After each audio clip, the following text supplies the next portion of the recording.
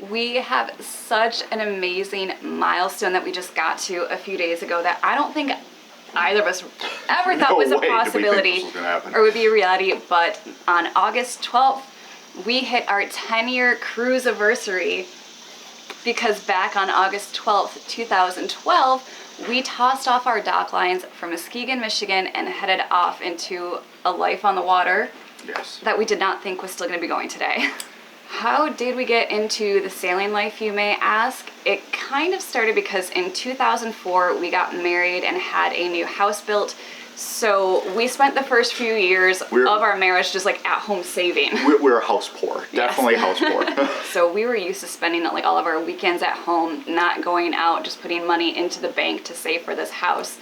And after a few years of that, once things were paid off and we had careers going and like a little bit of expendable income, we decided that we needed to do something to get ourselves out of the house, because somehow in 2008 we were still spending every weekend, beautiful Michigan summers, sitting on our couch watching Netflix. And it kind of got to the point where we're just like wasting our time here. We live in such a beautiful place, we need to do something. And even though we had never sailed a boat before in our lives, Matt thought it would be like a good idea. We wanted to get out on the water. I started thinking about these sailboats that we see going in front of us when we're laying out on the beach all the time, and they look beautiful, and they look like they're so much fun. So one Saturday or something, we went out with a guy that had his own like 20-something foot boat, and then the next day we bought a 24-foot Hunter. No lessons at all, no ASA courses. Matt was a heavy researcher, so we learned everything ourselves. But during the research and learning all about sailing, I kind of found cruising. Stumbled upon it. We never heard about it before. Nobody in Michigan did that. So I was playing around online and ran across a young couple named Bumfuzzle, was the name of their blog.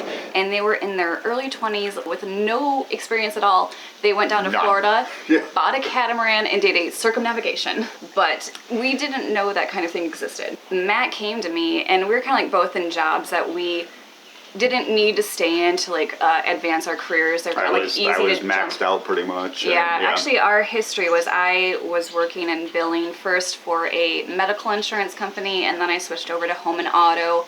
And I managed a car dealership, manager of a car dealership. Yeah. So as many of you think he was an engineering or majored in that, no, he was a car salesman. Instead of switching careers, we decided to do a sabbatical. The plan was just to go from the Great Lakes down to the Bahamas for a season, come back up. By the time we sold our house, sold cars and that kind of stuff to fund this trip, we figured, well, why are we doing that? Why not do 2 years?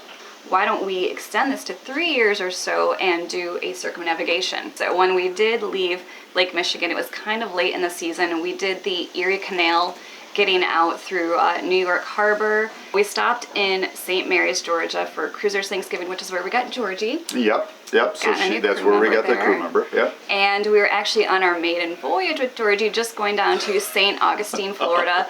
But we had just gone through a Hurricane Sandy, which was very bad. Well, one of the most important buoys was now 3 miles south, and we didn't see it and had a very hard grounding that caused like $20,000 in damage and put us on the hard for 3 months. $22,000 was that expenditure. Luckily, insurance covered it. So by the time we dropped in the water again in March, we're like, we can't be to Panama in like 2 weeks. Well, maybe we could, but... So at that point, we knew we were going to be a year behind schedule, and we didn't think, because we were still in the U.S. and still paying a lot just to exist. True. So we didn't think that we had the funds to be able to go for 4 years. So that all of a sudden rapidly changed what our plans were. We did get ourselves to the Bahamas still as soon as we could. Spent 6 weeks there exploring. Then we started to get closer to hurricane season, and we're like, we need a place to go. So, and at this point, we're already down to spending less than $1,000 a month. It was amazing, absolutely incredible, and that is what really allowed us to continue on going. Yep. So while in the Bahamas, we kind of started making a plan of where we might end up, which is going to be the Western Caribbean. So then we traveled to Jamaica, which was just such a change from the Bahamas. Absolutely gorgeous. And while we were there, we made a trip up to Cuba, the southern coast, Cienfuegos, which I still think has got to be one of our favorite stops ever. Unbelievable. Trinidad in Cuba, it's a town in Cuba, was amazing and something I will always remember fondly. So we were very lucky. We only got to spend a week there. From there, as we were working our way west, we went to the Cayman Islands, which has some great diving. And then it was on to Guatemala, Rio Dulce, which was, we started looking for houses there when we arrived. Fell in love. We loved that place, absolutely loved that place. So we actually ended up spending, I think, 5 months there with a quick trip for backpacking through South America through some very, very cheap airlines. But just such an amazing group. And when we did leave, we actually got to keep traveling north with one of our buddy boats, a South African couple. So Matt and I kind of like passed through Belize. We got to see a little bit of it, not as much as we wanted to, but then we landed in Isla Mujeres, Mexico, where we stayed for 7 weeks because of weather. Weather related, but of course, anyone that's been there understands that it is one of those Velcro places. You get to it and you don't want to leave. With the South African couple that we befriended, you know, like again, we're not doing this circumnavigation plan anymore, and we didn't know where we wanted to head next.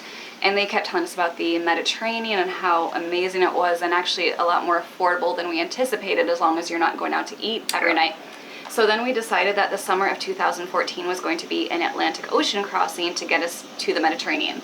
So eventually we ended up finally leaving Miami, is where we sailed out of.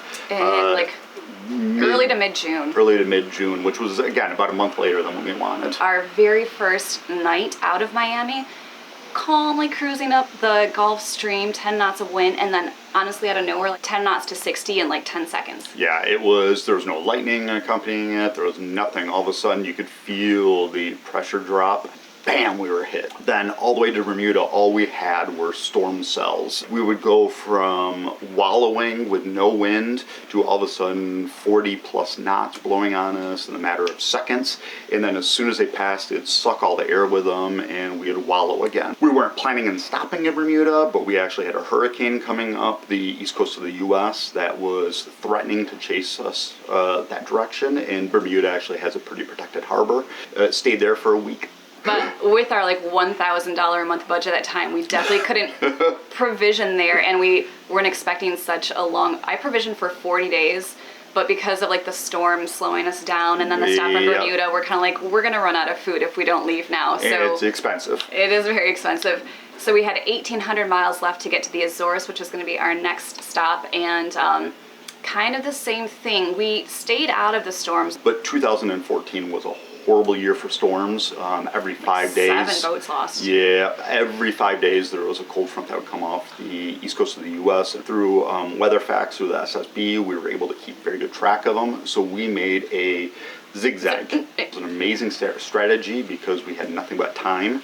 So it worked out really well. When we arrived in the Azores, we were the only boat in the marina that we talked to that didn't have damage. Yes. We started looking at ways to get to the other 800 miles to Lisbon at this point, but then Matt started to talk to people at the docks and plans changed again. Yeah, they were coming south now at this point from doing Norway. Just fell in love with the idea. It was something that I really wanted to do, so we started looking at metal boats. Thought we needed a metal boat for it. We found one in Rhode Island, really liked a 48-foot Paul Luke built aluminum pilot house. Had a contract on it, but the survey came back and had some issues and couldn't negotiate on price, so that fell through. But Matt was so depressed when we got to Lake San Miguel, so he's on Yacht World every night, and then he came across this other 37-foot aluminum cutter that was in desperate need of work, but it was very cheap. Yeah, this is a graveyard boat, and we bought it hours later, paid for it hours later. Sight unseen, no survey, nothing like that, because all we really wanted was the hull,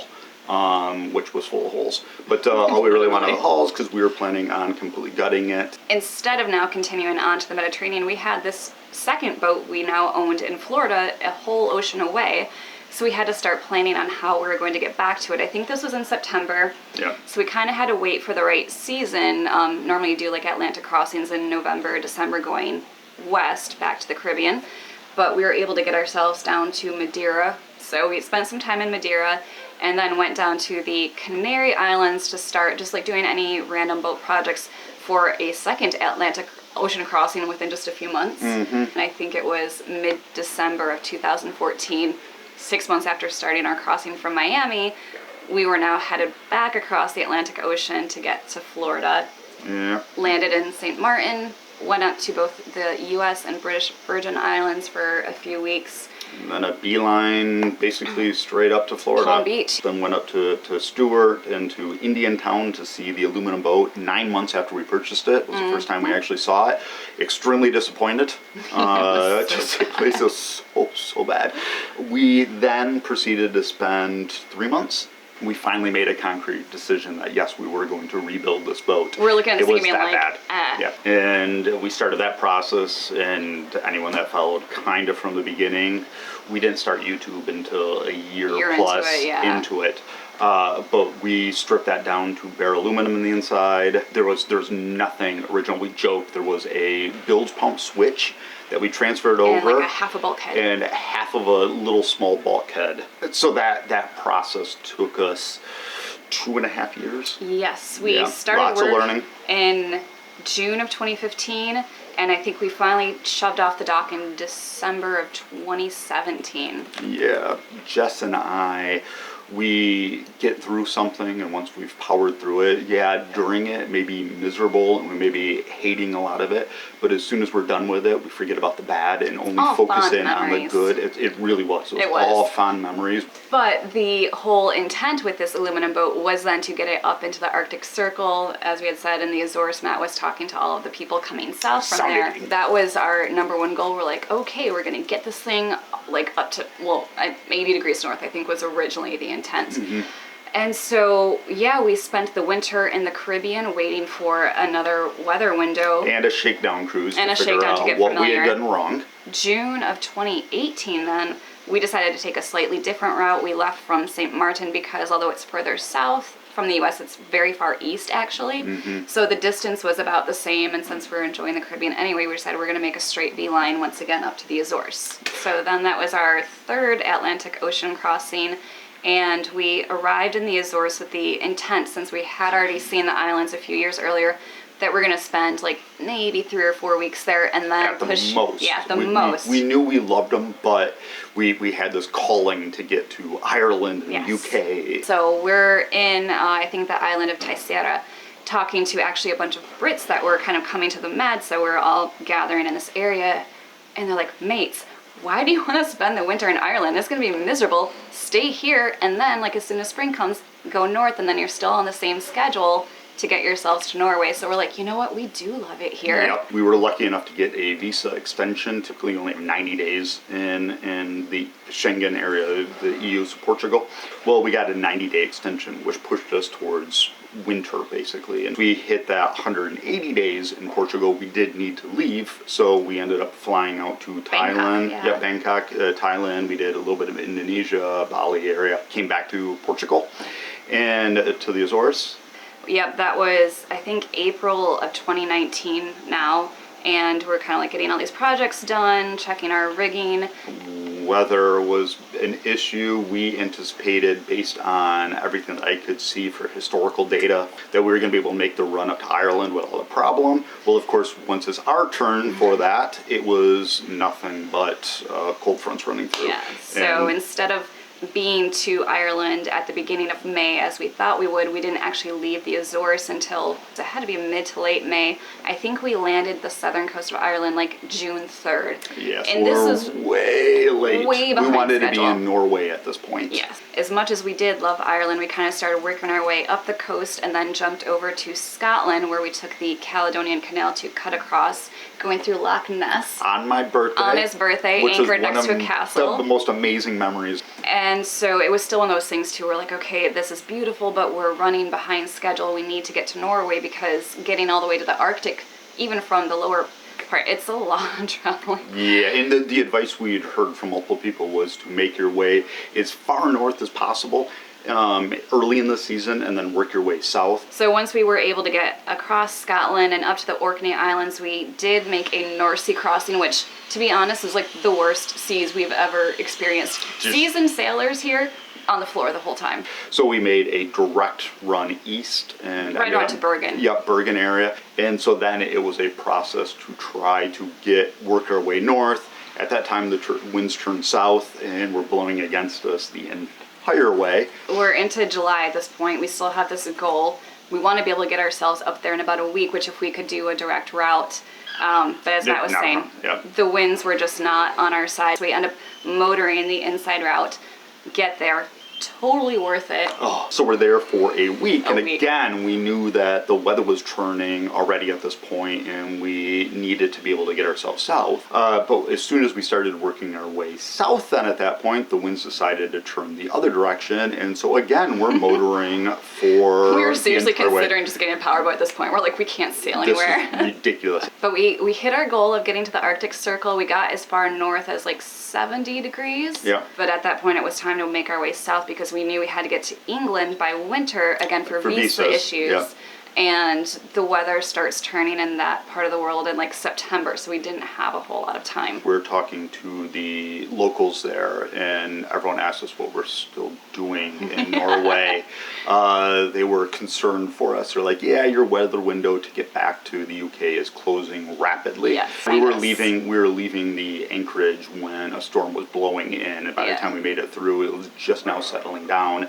Made it over to Scotland again. Yes, so we actually got to go to the Orkneys once more, where we had originally departed from, spend a few weeks there exploring the islands. Decided to go over the top of Scotland this time, but of course we got to do some of the upper islands that we missed the first time. So we did the Isle of Skye, which everybody had told us was just breathtaking, and it is.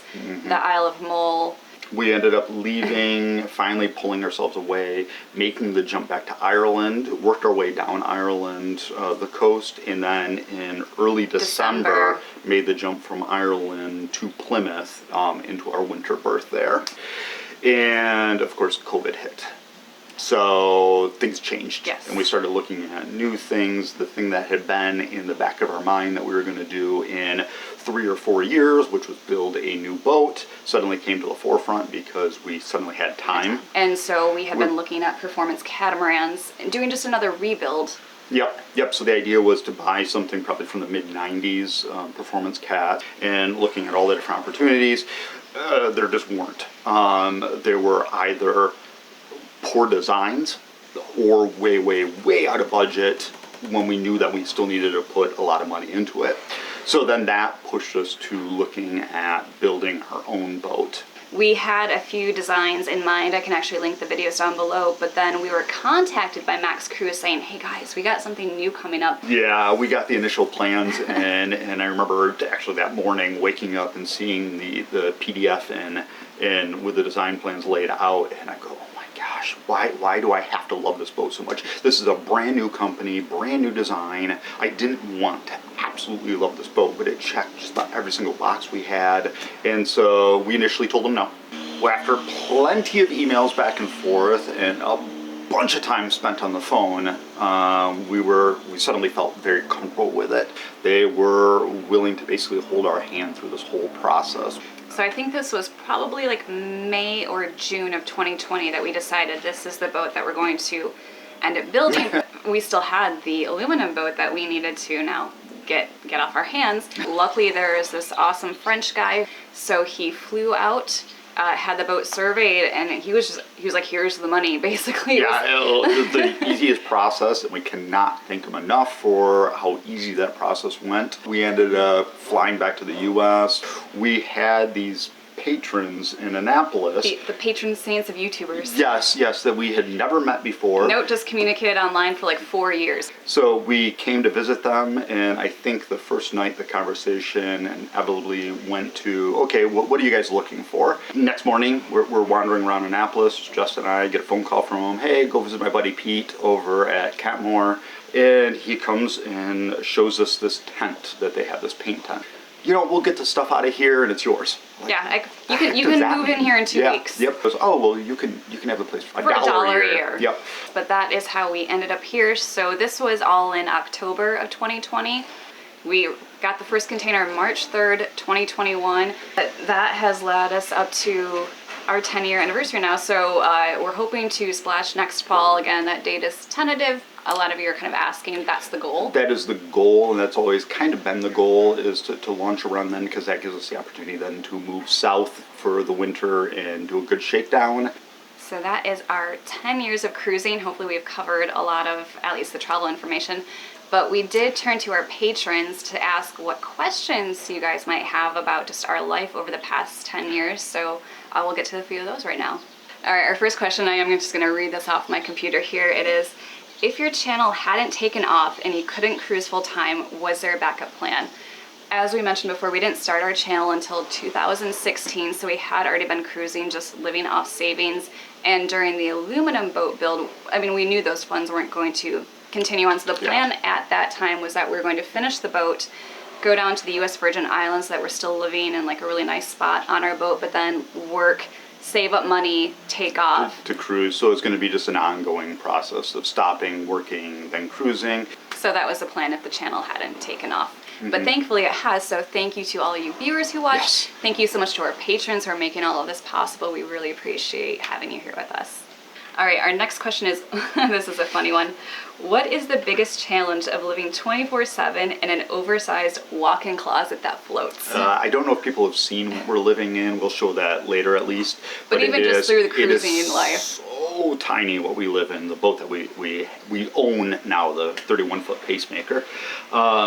It's a little bit of a challenge, but we're very adaptable and we like small spaces. We like keeping things less complicated with that. Having started out with a 24-foot sailboat, then up to a 34-foot monohull, 37-foot monohull, you know, there were definitely adjustments. I think my hardest one was trying to cook in a space that I was constantly moving the food around to get in the fridge. That's always a tough thing, and that's why we're going with a design that has 7-foot galley on one side and 5 on the other countertop. So we've gotten so used to living in this kind of space that we couldn't imagine being in a house anymore. It would just be too much for us. Yeah, love it. Absolutely love it.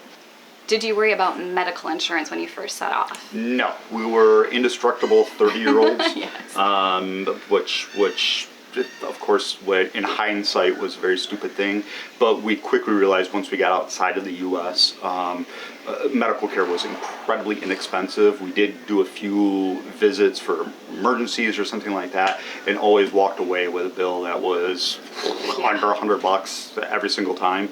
Our first time that we actually did get medical insurance was when we were in Portugal to the Azores to get that extended visa. They required us to have it. So we ended up getting a catastrophic plan, so a high deductible plan, and it actually wasn't that bad. I think we ended up spending $1,600 for the two of us for a year's coverage, as long as we weren't in the U.S. All right, and kind of, I guess, would be a good follow-up question. We'll make this our last one. What would make you give up a sailing life excluding health issues? So if it's not health that stops us, honestly, we don't know because we don't have any plans for that. Well, the thing is, we as you've kind of seen, we're perfectly fine with putting roots down for a little bit in an area. So I think we'd live on a boat. That's the key thing. So we will be living on a boat for the foreseeable future for as long as we possibly can, because we love that ability to be able to move as needed or as wanted. But actually getting rid of boats completely and moving away from that, I don't foresee that happening anytime soon until health becomes a problem. Exactly. So I guess not last question will probably come up, but our future plans are to get this boat to the Mediterranean. We'll probably do a shakedown season in the Caribbean again, just because it's going to be a totally different way of sailing that we're used to. We want to get very familiar with this boat. And it's a boat that we built, so we got to make sure it's all make sure right. it floats. But then the following summer after that, we will once again go to our favorite spot, the Azores, and then this time actually make it into the Mediterranean. But that is as far as our plans go. We have ideas of things that we'd like to do getting up to the Baltic region, which we didn't before. There's so much to see in the Atlantic Basin, north and south, that we foresee that we're going to be doing that for a while, and then eventually we'll work our way into the Pacific and into the Indian Ocean and kind of go that direction, but that's a very long time away, I think. But there's really no end date, so it's not like we only have 5 years left to do this, which is part of the reason why we don't mind doing the build, because, you know, like we don't have we're not in a schedule. hurry at all Yeah. to do anything. And who knows what will happen. We say the Met is going to be our destination. It is something we definitely want to experience. But knowing us, we'll probably launch and go through the canal and end up in the South Pacific. I don't know. Because the sailors' plans are written in the sand at high tide. Exactly. Low tide. So really don't hold us to that. Hold us to that at all, and don't make flight plans or anything, because we have no clue where we're going to be. All right, but we have a boat build to get back to because we do want to get this thing in the water, and the weather is great today for working, so we're going to do that. Hopefully this has kind of given you a good idea of the history. If you've been with us since the beginning of the blog, you are one of the amazing few, thank you. Or if you started with the videos or just got in, we really enjoy having you here. If you have any other questions that we didn't get to in this video, make sure to drop them below and we'll get back to you on those. But yes, awesome celebration, 10 years of this life, yay! That was so awkward. I didn't know what was going on there.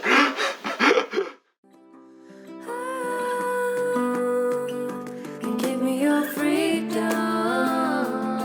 Whoa, yeah, to pieces. Yeah, I need it. Want your pandemonium. Life is so easy. Whoa, you love me to pieces. Yeah, I need it. Want your pandemonium.